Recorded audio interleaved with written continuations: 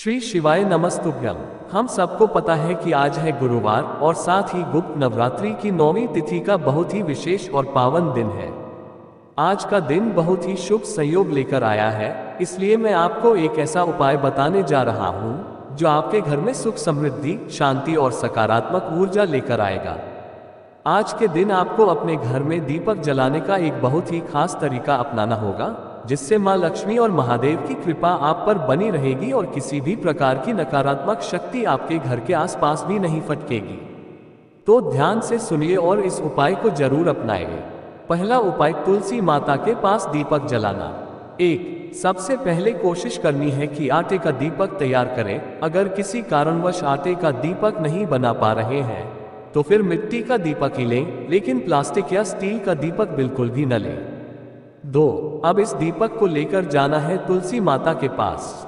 ध्यान रखें, कई लोग तुलसी माता की जड़ में सीधे जल चढ़ाने की गलती कर देते हैं, लेकिन गुरुवार और एकादशी के दिन तुलसी माता की जड़ में जल अर्पित नहीं करना चाहिए, ये दोष का कारण बनता है।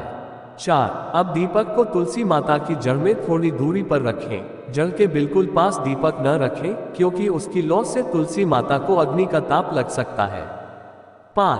दीपक के नीचे एक चुटकी हल्दी रखें, क्योंकि हल्दी गुरु ग्रह को मजबूत करती है और गुरु ग्रह के मजबूत होने से जीवन में सुख शांति बनी रहती है। अब दीपक में गोल बत्ती लगानी है, क्योंकि तुलसी माता के सामने हमेशा गोल बत्ती का दीपक जलाना शुभ माना जाता है। दीपक जलाने से पहले ओम नमो भगवते वासुदेवाय मंत्र का स्मरण करें और फिर दीपक जलाएं। जब दीपक जल जाए तो उसमें थोड़ी सी पीसी हुई हल्दी डाल दें और अपने परिवार का नाम व गोत्र बोलें। इस उपाय से घर में सुख समृद्धि बनी रहती है और घर के सभी सदस्यों पर तुलसी माता और भगवान विष्णु की कृपा बनी रहती है। दूसरा उपाय, रोगों से मुक्ति के लिए दीपक। अगर आपके घर में कोई बीमारी से परेशान रहता है और उसकी दिन की शुरुआत ही दवाई खाने से होती है, तो आज के दिन एक विशेष दीपक जलाएं। इसके लिए 41 दाने चने की दाल लें, लेकिन अरहर या अन्य दाल न लें। साथ में थोड़ा सा शहद लें, लेकिन बहुत अधिक मात्रा में नहीं। अब इस सामग्री को लेकर महादेव के शिवलिंग के पास जाएं। उत्तर दिशा की ओर मुख करके 2 लोटा जल शिवलिंग पर चढ़ाएं।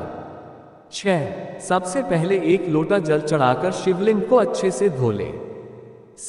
अब शिवलिंग पर शहद का लेपन करें और फिर 41 दाने चने की दाल शिवलिंग पर चढ़ाएं। ये दाल चढ़ाते समय उस व्यक्ति का नाम और गोत्र बोलें जो रोगी है। अंत में 1 लोटा जल फिर से शिवलिंग पर चढ़ा दें और कुंडेश्वर महादेव का स्मरण करें। इस उपाय से घर में किसी भी प्रकार की बीमारी अधिक समय तक नहीं टिकती और परिवार स्वस्थ रहता है। तीसरा उपाय, मनोकामना पूर्ति के लिए दीपक। अगर आपकी कोई मनोकामना अधूरी रह गई है और आप बहुत प्रयासों के बाद भी सफल नहीं हो पा रहे हैं, तो आज का दिन बहुत खास है। इसके लिए आपको चाहिए पीला चंदन, गीला और बेलपत्र। सबसे पहले पीले चंदन में थोड़ा सा पानी मिलाकर गीला कर लें। अब एक तांबे का लोटा लें और उसमें गंगाजल डालें। इस पीले चंदन को बेलपत्र की तीनों पत्तियों पर लगा दें।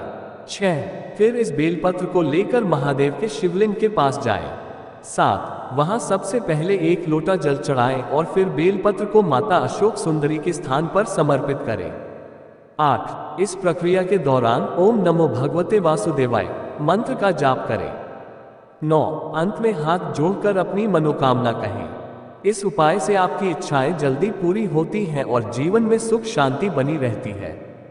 चौथा उपाय, धन संपदा की प्राप्ति के लिए दीपक। अगर आपके घर में धन की कमी बनी रहती है और माता लक्ष्मी की कृपा प्राप्त नहीं हो रही है, तो आज के दिन एक खास उपाय करें।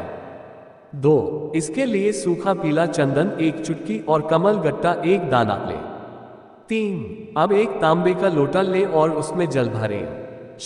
इस लोटे में सूखा पीला चंदन डालें और इसे लेकर महादेव के शिवलिंग के पास जाएं। वहां पर कमल गट्टा रिद्धि सिद्धि का स्मरण करते हुए शिवलिंग पर रखें। इसके बाद लोटे का जल कमल गट्टे के ऊपर समर्पित करें। इस उपाय से माता लक्ष्मी आपके घर में स्थायी रूप से वास करेगी और धन संपत्ति की कभी भी कोई कमी नहीं होगी। तो दोस्तों, मैंने कोशिश की कि आपको आज गुरुवार और गुप्त नवरात्रि की 9वीं तिथि पर करने वाले कुछ बहुत ही खास और प्रभावशाली उपायों को अच्छे से समझा सकूं। अगर आपको यह उपाय अच्छे लगे तो इस ज्ञान को दूसरों के साथ जरूर साझा करें और अगर कोई सवाल हो तो कमेंट सेक्शन में पूछें। श्री शिवाय नमस्तुभ्यम।